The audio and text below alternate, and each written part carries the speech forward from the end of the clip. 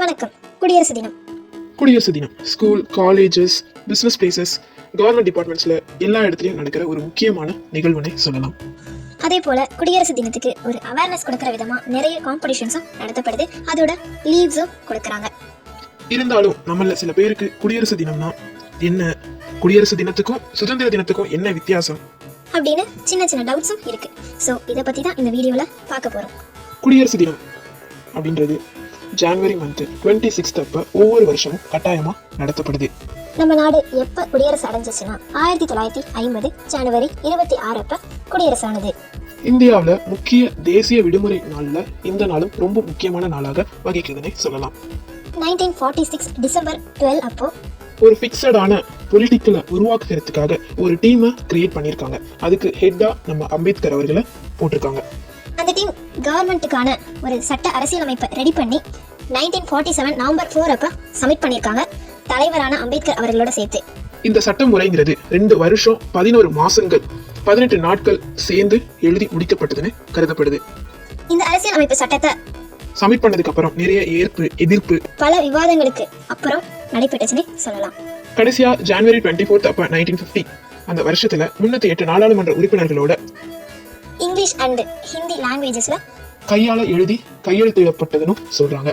இதை கம்ப்ளீட் பண்ணதுக்கு அப்புறம் அடுத்த 2 நாட்கள்ல, அதாவது ஜனவரி 26 1950 வருஷம், அந்த நாளை மக்களாட்சிக்கான மலர்ந்த தினமாக கருதி குடியரசு தினமாகவும் கொண்டாடப்படுதுன்னு சொல்லலாம். இதையே அரசியல் அமைப்பு சட்டம்னு சொல்றாங்க. இங்கிலீஷ்ல இந்தியன் கான்ஸ்டிடியூஷனும் சொல்லலாம்.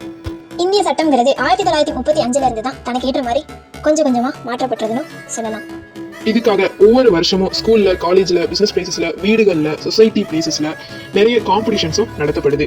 இந்த குடியரசு தினம்ங்கிறது சுதந்திர போராட்ட வீரர்களான காந்தியடிகள், பாரதி, வஉசி அவர்களை போன்றவர்களுக்கு பல பேர்கள் இல்லனா இன்னைக்கு நமக்கு குடியரசும் கிடைச்சிருக்காது, சுதந்திரமும் கிடைச்சிருக்காது. இந்த குடியரசு தினம் தாங்க ஜாதி, மதம், இனம், நிறம் எதுவுமே பார்க்காம ஒண்ணு சேர்க்குதுன்னே சொல்லலாம் சட்ட விதமாக.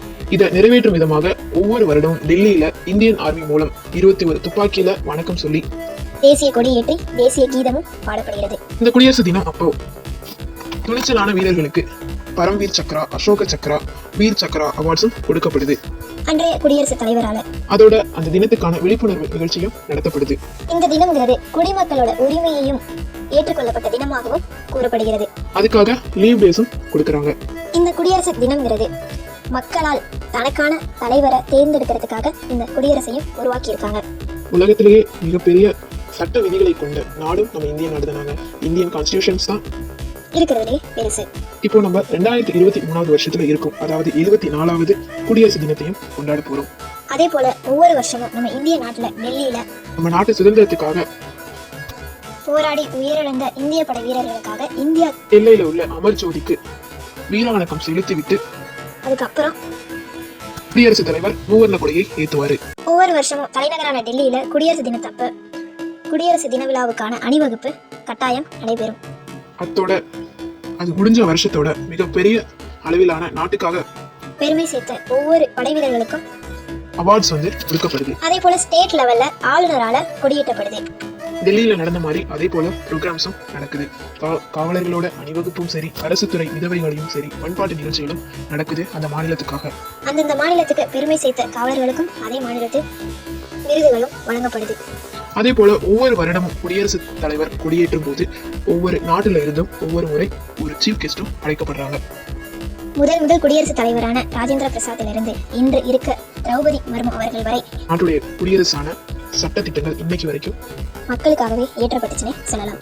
நம்ம இன்னைக்கு எழுத்து உரிமையும் சரி, சொத்து உரிமையும் சரி, ஓட்டு போடும் உரிமையும் சரி, இன்னைக்கு நம்மளுடைய தலைவர்களை தேர்ந்தெடுப்பதற்கான உரிமையும் சரி கிடைத்த இந்த குடியரசு தினத்துக்காக, குடியரசு தினத்து அப்பவும் இந்த நாட்டுக்காக போராடிய அனைவருக்கும் நன்றி சொல்லி அனைவருக்கும் எனது இனிய குடியரசு தின நல்வாழ்த்துக்கள். இந்த வீடியோ பிடிச்சிருந்துச்சுன்னா லைக் பண்ணுங்க. இந்த வீடியோ வேற யாராவது பார்க்கணும்னு நினைச்சாலும் ஷேர் பண்ணுங்க. இதே மாதிரி ரிலேட்டடான வீடியோஸ் பார்க்கணும்னாலும் கண்டிப்பா என் சேனலை சப்ஸ்கிரைப் பண்ணிக்கோங்க. Thank you so much for watching.